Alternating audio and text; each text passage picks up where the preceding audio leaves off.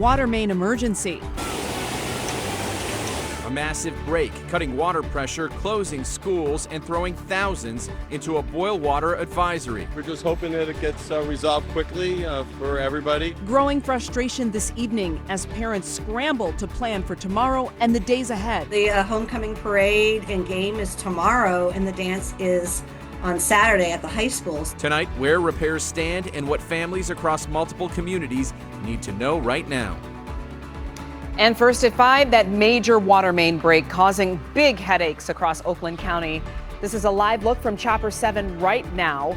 A 42-inch transmission line ruptured around 6:30 this morning in Novi near 14 Mile and M5, and it's been a big mess ever since. We appreciate you joining us. I'm Glenda Lewis. And I'm Simon Shaquette. The mess forcing nearby schools to close and prompting boil water advisories in Novi and Walled Lake. Right now, thousands of families and businesses are feeling the impact, and it's not over yet. Novi and Walled Lake suffering the most. We have team coverage now, starting with 7 News Detroit reporter Darren Cunningham, live in Novi with the latest from GLWA and what you need to know to stay safe. Yes, Simon, Glenda, as you can see right here behind me, that water is still flowing from that 42-inch pipe, but crews are making progress, we're told.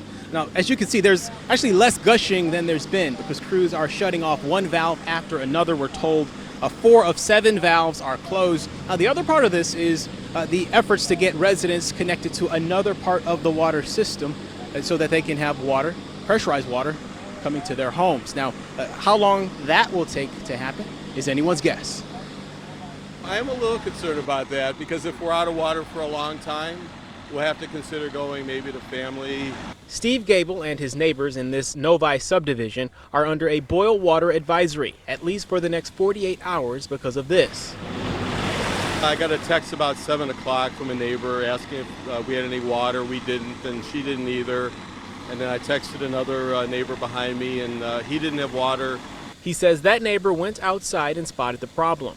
Water gushing from 14 Mile Road at the entrance of the subdivision. The root cause? A broken water main that the Great Lakes Water Authority says ruptured around 6:30 a.m. As of right now, we don't have a cause of what made this happen, but as we work through the assessment, we'll try to be able to get down to that answer. Pete Fromm is the director of transmission for GLWA. He says crews are actively working to cap the water main. There are 7 valves to close. As of late afternoon, we're told more than half of those valves have been successfully shut off, and that crews will work into the evening and night to finish the job and pressurize another water delivery system to pump water to impacted properties. As of right now, we are currently working through that timeline, and when we get a better projection of that schedule, we'll be able to follow up. In the meantime, the road at M5 remains blocked, a prolonged inconvenience for residents and anyone who needs to pass through and must take the long way around. After 27 years in this subdivision, Gable says he's never seen anything like this so close to home. We're just hoping that it gets resolved quickly for everybody and we can get back to normal. All right, Darren, so where is that stream of water exactly going?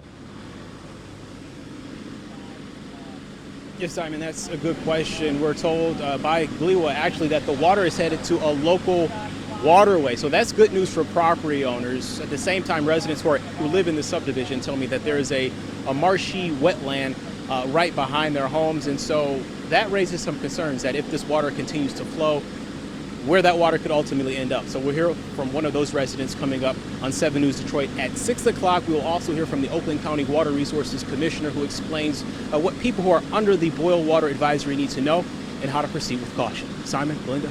All right, Darren, thank you.